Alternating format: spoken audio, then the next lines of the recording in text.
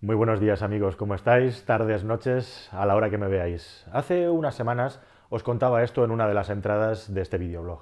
Los vehículos de gasolina de inyección directa no se libran tampoco de los problemas de las partículas nocivas. No tanto NOx, el asunto del CO2 pues más o menos se tiene controlado. El problema es que se ha encontrado que los coches de gasolina de inyección directa, desde estudios que se empezaron a hacer en el año 2012 hasta el 2015, se ha demostrado que emiten más partículas nocivas para la salud incluso que los coches diésel. ¿Qué es lo que ocurre? Tenemos otra vez millones de motores de gasolina que en el futuro podrían sufrir la misma condena que los motores diésel, sobre todo en esta época en la que os estoy hablando ahora. Bueno, pues ahora ha llegado el momento de hablar esto de una manera extensiva y esto nos va a llevar a conclusiones e informaciones muy interesantes. Vamos a empezar hablando, como os digo, de ese zoom que siempre os digo que tendríamos que hacer, al menos en la entrada anterior, sobre el asunto de que conocemos mucho lo de las emisiones de CO2, que forman parte de las emisiones que calientan el planeta, del calentamiento global, y las emisiones del tristemente famoso óxido de nitrógeno, que es el que nos ha llevado al asunto del Dieselgate de Volkswagen y que también conocimos absolutamente relacionado con los motores diésel, ¿verdad? Pero como os digo, si hacemos zoom hacia atrás nos encontramos con otra serie de elementos contaminantes que salen por los tubos de escape de los coches de combustión y que no se tienen tan en cuenta a la hora de analizar la calidad de las emisiones de los coches y su idoneidad o no. En la entrada anterior, y os pido que la veáis, a lo mejor os parecía un poco floja, pero me parecía importante poner el contexto de por qué distintos países y de qué manera habían apostado por reducir más las emisiones de CO2 que están relacionadas con los consumos y con el calentamiento global, y por otro lado otros países se preocupaban más por la salud de las personas, ¿no? Estados Unidos versus Europa. Como os digo, la relación entre el consumo y el CO2 es una relación de 1 a 1 y es donde en las pruebas de homologación ahora tristemente famosas se ha centrado la Unión Europea. Pero hay mucho más detrás de esto de las emisiones de los motores, así que hoy vamos a ver un poquito cómo se comportan los motores diésel o de gasolina, y en este caso vamos a hablar del downsizing o la miniaturización, que es como realmente se tendría que llamar, de los motores de gasolina y de la inyección directa siempre en gasolina. Vamos a ver qué le ocurre a los motores de gasolina o qué os quiero contar. Y por último también os voy a hablar de los híbridos, que aquí hay muchos tipos de híbridos, hay una miscelánea y hay que diferenciarlos, aunque no es objeto de esta entrada. Pero primero de todo, vamos a hacer zoom hacia atrás con las emisiones. El CO2 todo el mundo controla, las emisiones de CO2, ¿os acordáis? Hace años era del único que se hablaba. Óxidos de nitrógeno, problema con los motores diésel, muchas emisiones de óxido de nitrógeno. Pero tenemos más emisiones. Tenemos concretamente hidrocarburos, que no son ni más ni menos que elementos del combustible que están mal quemados o que directamente no se han quemados y que son nocivos para la salud de las personas. Tenemos el CO, el monóxido de carbono, que muchos lo conoceréis desgraciadamente porque todos los inviernos tenemos la noticia de que una o varias personas mueren en una casa, en el campo normalmente, por la mala combustión de una estufa. Esta estufa se come el oxígeno y se crea una concentración de monóxido de carbono que puede ser letal, la muerte dulce le llaman, porque además no te enteras de nada. Y luego tenemos un elemento muy importante que es particulate matters en inglés, partículas en suspensión o más concretamente, y en un español más correcto, partículas de hollín, ni más ni menos. También algunos le llaman partículas negras, pero las partículas que salen del tubo de escape y, como sabéis, en algunos vehículos como los diésel están obligados a llevar a un filtro antipartículas para reducir el número de estas partículas. Bien, estas partículas, que son nocivas para la salud y que son cancerígenas y que producen muchos problemas, se controlan de dos maneras. Por un lado, se controlan por la cantidad, por el número de partículas que expulsa, pero también es importante controlarlas por el diámetro de las partículas. Es decir, que hay dos parámetros, cuántas y de qué tamaño. Y en cuanto al tamaño, tenemos de dos tipos básicamente.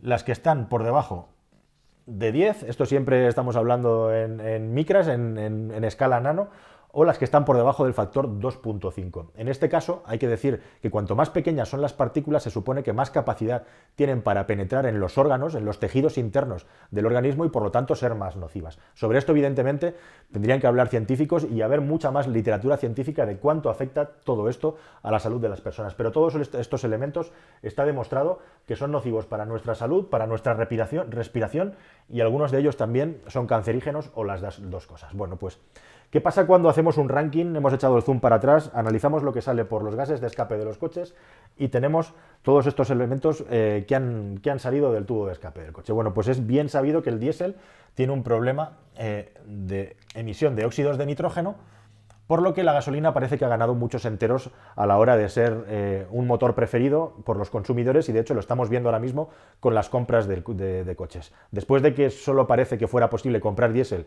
y el que no se compraba un diésel era tonto, aunque hiciera 5.000 kilómetros al año, ahora parece que es al revés, ¿no? Que si estás comprando diésel eres un asesino y si no compras gasolina no eres un ser de luz.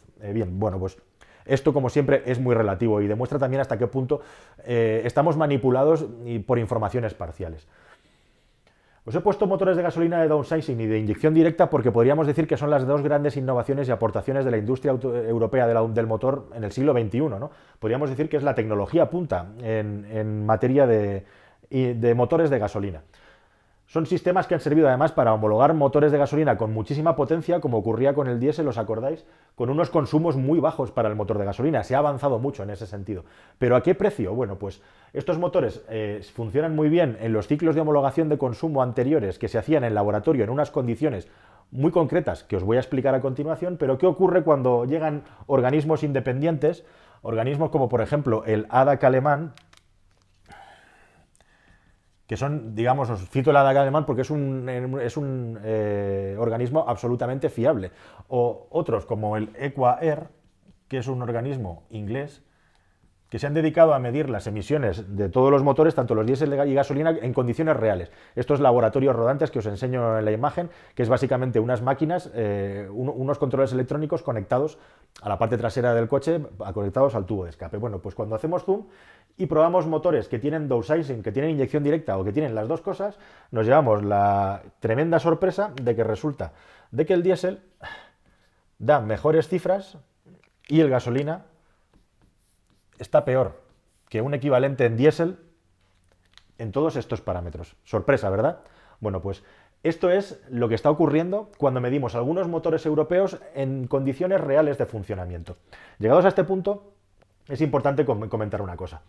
En las emisiones de filtros, en las emisiones de partículas de hollín, el vehículo diésel, como sabéis, lleva un filtro antipartículas, con lo cual este asunto, que es bien conocido, está bien solucionado con un filtro antipartículas, pero en los motores de gasolina no hay filtro antipartículas. ¿Qué pasa? Que se ha descubierto que todo esto que cuentan los organismos independientes y que no aparecía en las condiciones de homologación de los motores, donde se miden los consumos y las emisiones, y recordad que se ha primado sobre todo dejar de emitir CO2 para no contribuir al calentamiento global, pues nos encontramos que hay motores de gasolina que están emitiendo mucho más en cuanto a partículas de hollín que los motores diésel con el filtro. Así que no va a quedar más remedio para empezar en el futuro en la Unión Europea que ponerle también filtros de partículas a los motores de gasolinas, y eso va a ocurrir a partir de aproximadamente entre 1 y 3 años.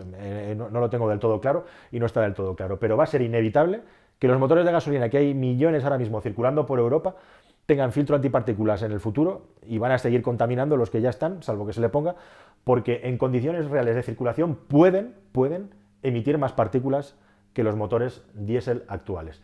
¿Y qué pasa con los óxidos de nitrógeno? Bueno, pues es divertido comprobar cómo los campeones en no cumplir con lo que anuncian en los ciclos de homologación, incluso en óxidos de nitrógeno, puede haber motores de gasolina modernos que estén peor que los motores diésel. ¿En qué motores ocurre esto? Bueno, pues básicamente ha llegado el momento de que os explique un poco sobre el downsizing, que traducido al castellano o al español sería miniaturización. Es decir, la tendencia de la industria, sobre todo europea, del automóvil, a ir reduciendo la cilindrada específica y general de los motores, ir reduciendo el tamaño de los cilindros y la cilindrada, por lo tanto, manteniendo la potencia del motor. ¿Con qué objeto? Pues con objeto de bajar el consumo y de emitir menos CO2. ¿Qué ocurre? Pues que en condiciones de homologación que son muy determinadas y muy concretas, estos motores funcionan muy bien, pero cuando te vas a la carretera a hacer pruebas, las cosas cambian. ¿Qué es lo que ocurre con estos motores? Y también con los motores de inyección directa. Bueno, pues básicamente a la hora de conducir nos podemos encontrar con 3 situaciones determinadas. La situación 1 es que estamos decelerando. Si estamos decelerando, no estamos inyectando gasolina y por lo tanto no hay prácticamente emisiones o nulas o 0 emisiones. No estamos consumiendo combustible, sería lo correcto decir.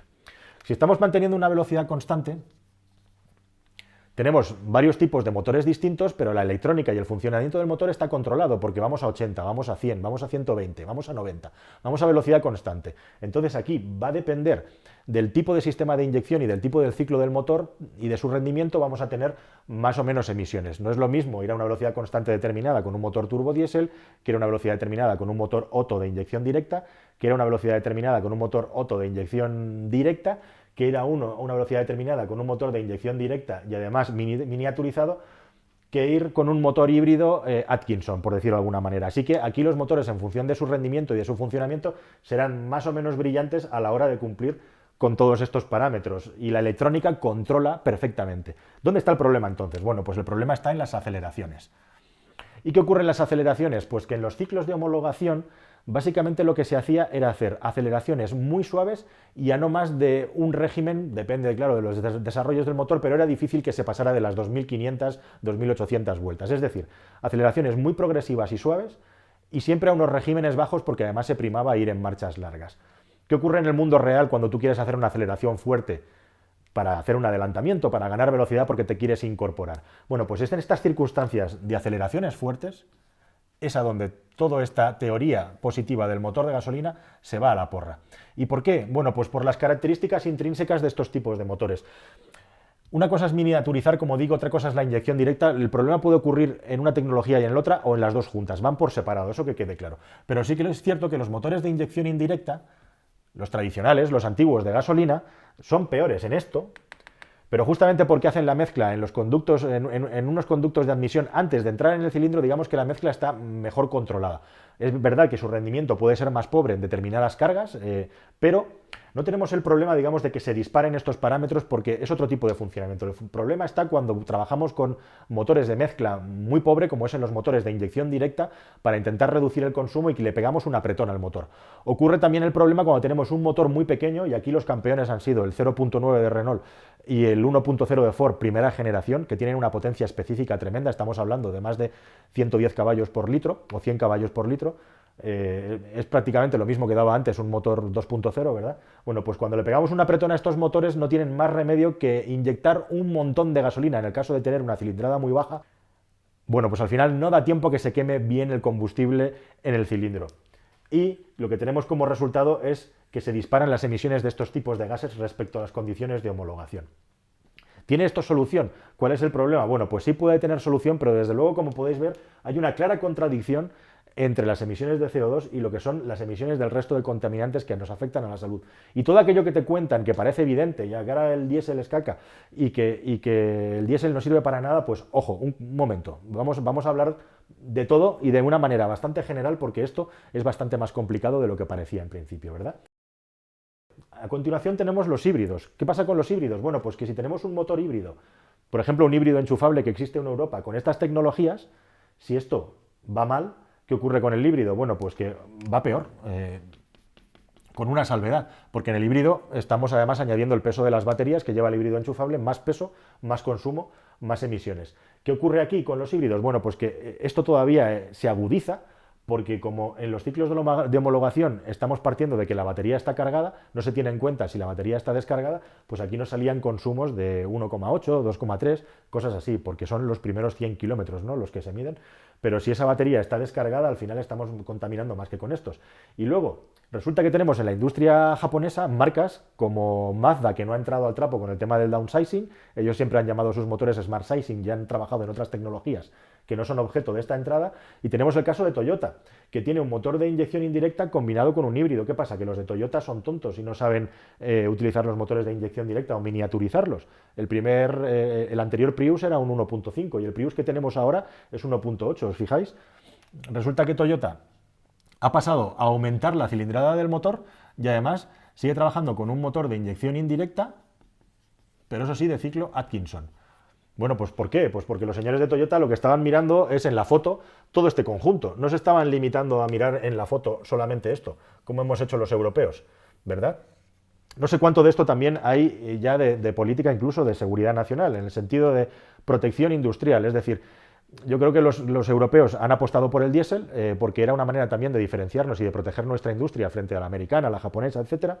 Y cuando han visto que esto ya no iba más allá por motivos varios, pues hemos pasado a esto. Pero Como estáis viendo aquí, todo esto ha demostrado ser un fracaso. Entonces, ¿cómo solucionamos ahora este asunto y de todos los millones de coches de gasolina que son igual o peores que el diésel a la hora de en determinadas condiciones emitir respecto a las personas? Pues evidentemente, primero poniendo filtro antipartículas. Y aquí hay mucho trabajo que hacer todavía. Una de las maneras que os digo cómo se va a solucionar es justamente con electrónica. Ocurre una cosa muy curiosa y muy determinada aquí, que es importante que os la cuente. Yo pruebo muchos coches y cada vez más los coches que pruebo llevan distintos modos de conducción. Normalmente suelen llevar 3, en lo que se refiere a la respuesta del acelerador. Llevan un modo normal, llevan un modo deportivo y llevan un modo eco. Si tú pones el coche en modo eco, que es lo que yo suelo hacer para mi uso normal, y lo comparas con el modo deportivo, la diferencia del tacto del motor y del acelerador es abismal, brutal. Los que lo hayáis probado, imagino que podréis corroborarlo, pero es que esta diferencia va creciendo con el tiempo, es decir, cada vez hay más distancia entre el modo eco y el modo Sport. ¿Qué ocurre? ¿Cuál es la diferencia entre estos dos modos? Pues básicamente lo que la electrónica decide que hace con la inyección de la mezcla en los cilindros. Básicamente es eso. Cuanto más modo Sport, más gasolina y aire metemos en el cilindro. Cuanto más modo eco, lo hacemos menos y de manera más progresiva. Entonces, ¿qué ocurriría si hacen en la industria y por ley que todos los coches, aunque tenga 200 caballos o 250, tengan una electrónica de modo eco? Es decir, una electrónica en la que la aceleración es muy progresiva y muy suave, porque no podemos pasarnos de las emisiones de CO2 de consumo y de todo esto. Bueno, pues primero de todo tendríamos un motor de 200 caballos que no transmitiría esa sensación, aunque sí que llegaría a darnos esa potencia máxima. Y por otro lado, mientras haya alguien que pueda sacar un motor de ese tipo y que tenga esa respuesta, el resto no lo van a hacer. Aquí también hay cuestiones de preferencias de uso del automóvil, de costes, etcétera, etcétera. Cosas que se van ya puramente de lo que es la física y la química. Es una cosa bastante compleja. Una manera de solucionar esto, hay dos maneras. Es básicamente mediante la electrónica. De hecho, el próximo motor de Mazda de gasolina, que tiene un funcionamiento parecido al diésel, la gran diferencia o ventaja, digamos, es el control electrónico de la inyección del motor. Y por ahí van los tiros. También Bosch acaba de anunciar, fíjate tú qué casualidad, que tiene una solución mágica para que reducir directamente y rápidamente las emisiones de óxidos de nitrógeno en el diésel, ahora que al diésel ya le han visto más que las orejas y el peligro de desaparecer. Bueno, pues la electrónica y la inteligencia artificial, el aprendizaje de la electrónica del motor dentro del coche va a tener mucho peso para poder solucionar esto en el futuro. Mientras tanto, hemos vuelto a perder una década y nos han vuelto a colar millones y millones de coches que son absolutamente nocivos. Y por último, una pregunta más. Al margen de este asunto que os digo de la electrónica y de las mejoras que va a haber en la gestión de los motores en el futuro, seguramente os preguntaréis si hay alguna manera de que seamos capaces algún día de acabar eliminando todo esto y que por un motor de combustión lo que sale por el tubo de escape sea prácticamente limpio del todo o casi. Bueno, pues sí que existe algún precedente y sí que es importante que os lo cuente, pero en esta entrada no, os lo voy a contar en la próxima. En la próxima entrada vamos a hablar de alguna experiencia que ya se ha hecho con motores de combustión que tienen unas emisiones ridículamente bajas. Es decir, sí es posible, pero vamos a ver cómo, a qué coste y qué experiencias ha habido al respecto. Desde luego, lo que está claro es que con los asuntos de las homologaciones es imposible que tengamos una homologación exacta, aunque estas entidades como ADAC o ECUA hagan sus pruebas. Es imposible porque cada conductor conduce de una manera y no vamos a poder reproducir siempre las mismas condiciones de altitud, de conducción, de presión atmosférica, de temperatura, pero entre eso y que los ciclos de homologación estén absolutamente al margen y alejados de lo que es la realidad, tiene que haber un punto medio. Y un punto medio es tan sencillo como decir, este coche de 60 a 100, en unas condiciones de temperatura, altitud, etcétera, etcétera, emite tanto. Eso sí se podría hacer, ¿verdad? Vamos a ver qué ocurre, vamos a estar muy atentos. Y en la tercera entrada, como os digo, vamos a hablar de qué soluciones puede haber, que lógicamente no son milagrosas, pero algunas sí que hay sobre todo esto. Muchas gracias, amigos. Un cordial saludo.